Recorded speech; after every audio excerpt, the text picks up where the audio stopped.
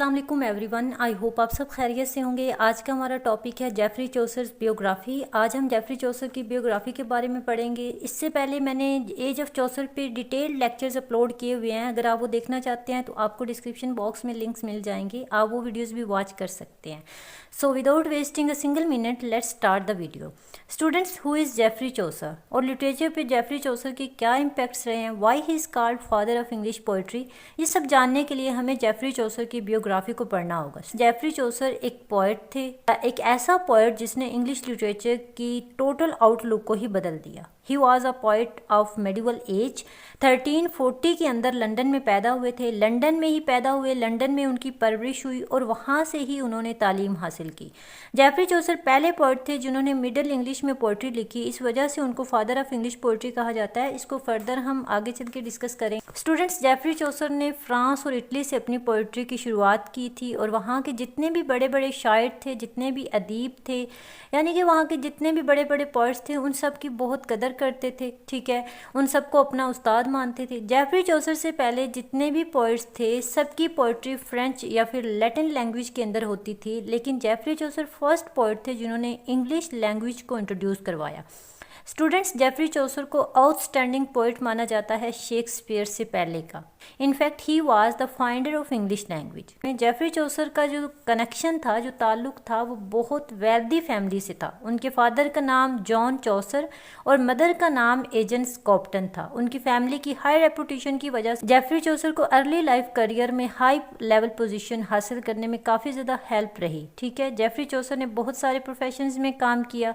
1359 में चौसर ने आर्मी को ज्वाइन किया और वो टाइम पीरियड जो था, 1359 का जो टाइम पीरियड था, वो 100 ईयर वार के तौर पे जाना जाता है। जेफरी चौसर जो थे वो फ्रांस की मिलिट्री कैंपेन का भी हिस्सा थे, तभी उनको कैद कर लिया गया। कई महीने उनको कैद में रखा गया और फिर कुछ पैसों के एवज उनको वहाँ से रिहा करवा लिया गया। लेकिन ये जो प्रिजन थी, ये जो कैद थी, उनके लिए काफ़ी ज़्यादा हेल्पफुल साबित हुई। किस तरह से हेल्पफुल साबित हुई? क्योंकि उन्होंने उस टाइम पीरियड में काफ़ी ज़्यादा एनालाइज किया, काफ़ी ज़्यादा मुशाहिदा किया का जो सोशल सिचुएशन था, जो पॉलिटिकल हालात थे, वो तमाम जो चीज़ें वो हमें उनके वर्क्स में नज़र आती हैं। फिर 1368 के अंदर उन्होंने अपने भाई के साथ मिलकर काम करना शुरू किया और 1369 में जब उनकी सिस्टर इन लॉ की डेथ हुई तो उन्होंने एक वर्क लिखा जो कि उनके अर्ली वर्क के तौर पे जाना जाता है, the book of the duchess. ये वर्क जो था, ये उन्होंने अपनी सिस्टर इन लॉ के ऑनर में लिखा था। स्टूडेंट्स, अब हम बात करते हैं मोस्ट इंपॉर्टेंट वर्क के बारे में जिसकी वजह से जेफरी चौसर जो हैं वो जाने जाते हैं, which is the prologue to the Canterbury tale, a great work by Geoffrey Chaucer. Chaucer की ये पोइम्स की कलेक्शन जो है, ये टोटल 24 स्टोरीज पर बेस्ड है। इस स्प्लेंडेड वर्क को चौसर ने 1380s में लिखा और ये कलेक्शन 14th सेंचुरी के टाइम पीरियड की बेहतरीन रिफ्लेक्शन करती है। ये हाईलाइट करती है उस टाइम पीरियड के तमाम इश्यूज़ को, तमाम जो कल्चर था, जो सोशल सिचुएशन थी, जो पॉलिटिकल हालात थे, उस तमाम सिचुएशन को हाईलाइट करती है। और ये पोइम्स लिखी गई थी इंग्लिश लैंग्वेज के अंदर।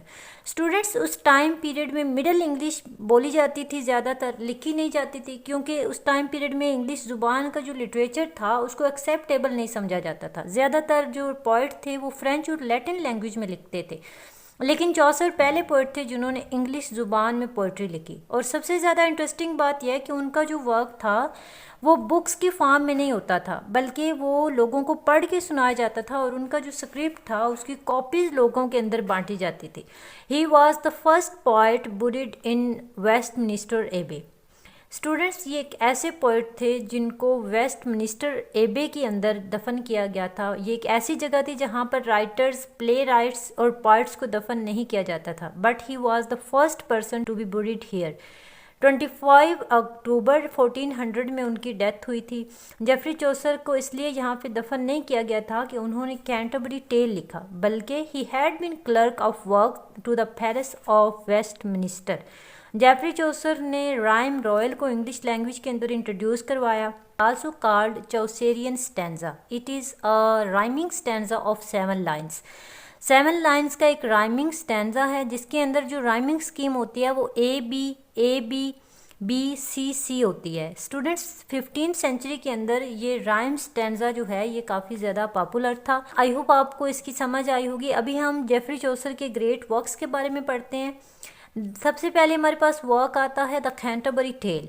एक लैंडमार्क है लिटरेचर के अंदर जिसको जेफरी चौसर ने मिडल इंग्लिश के अंदर लिखा था। 1387 में ये वर्क उन्होंने लिखा जो कि टोटल 24 स्टोरीज पे बेस्ड है और 17,000 लाइन्स पे बेस्ड है। इसमें जेफरी चौसर ने टोटल 24 स्टोरीज को कंप्लीट किया है। उनका ये इरादा था कि वो टोटल 100 स्टोरीज लिखेंगे, बट की डेथ हो गई अपना काम कंप्लीट करने से पहले। वी कैन से दैट ये जो वर्क है the Canterbury Tale is an incomplete work.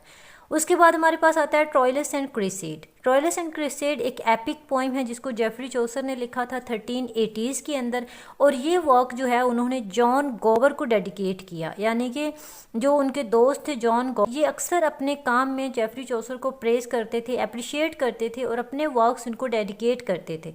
तो उन्होंने क्या किया, उन्होंने भी अपने दोस्त जॉन गोवर के लिए एक वर्क लिखा जिस वर्क का नाम था ट्रॉयलस एंड क्रूसेड। उसके बाद आता है द हाउस ऑफ फेम। ये वर्क उन्होंने लिखा था 1374 के अंदर। ये भी पॉइम्स में है, 2000 टोटल इसकी लाइन्स हैं, ठीक है।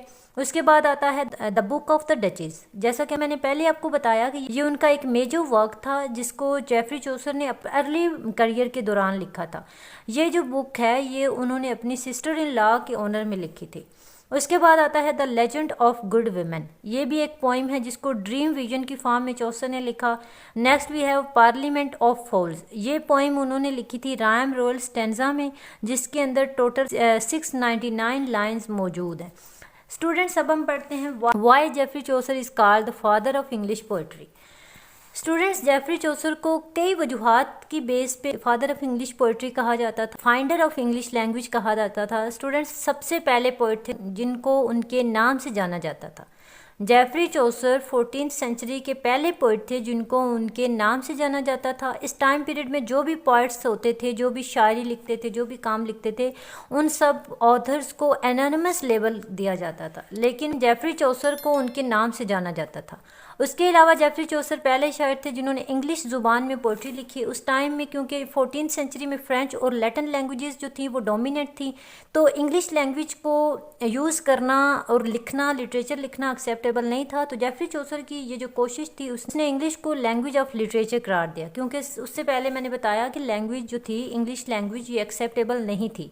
उसके अलावा उनको फादर ऑफ इंग्लिश पोइट्री उनके ग्रेट अकम्पलिश किया गया, ठीक है। उनका great work the Canterbury Tale, जिसके अंदर उन्होंने बहुत सारे कैरेक्टर्स और स्टोरीज़ के थ्रू 14th सेंचुरी की तमाम कॉम्प्लेक्सिटीज़ को हाईलाइट किया, ठीक है। उस टाइम पीरियड के लोग जो थे उनका रहन सहन, उनके आउटलुक्स, उनका जो एक अपीयरेंस थी, उनकी जो नेचर थी, यानी कि एक रियलिस्टिक तरीके से उस सब को हाईलाइट किया। उसके अलावा जेफरी चौसर की राइटिंग के इंग्लिश लिटरेचर पर बहुत गहरे असरात रहे। उनका जो राइटिंग स्टाइल था वो लिटरेरी स्टाइल में शिफ्ट हो गया। किस तरह से वो ह्यूमर और आयरनी को ब्लेंड करते थे, किस तरह से रियलिज्म को मर्ज करते थे। So we can say that his writing has a lasting impact on culture. Okay, students, it is said that every man is a child of his age, but Chaucer is not of an age but of all ages. तमाम edges में Jeffrey Chaucer को याद रखा जाता है। Geoffrey Chaucer का impact हमें पूरे लिटरेचर पे नज़र आता है। तो इसी के साथ ही आज की वीडियो ख़त्म होती है। आई होप आपने काफ़ी ज़्यादा एंजॉय किया होगा लेक्चर को। अगर आपको लेक्चर अच्छा लगा हो तो लाइक कर दें, कमेंट कर दें, दोस्तों के साथ शेयर कर दें। अपना ख्याल रखें, मिलते हैं नेक्स्ट वीडियो में। अल्लाह हाफिज़।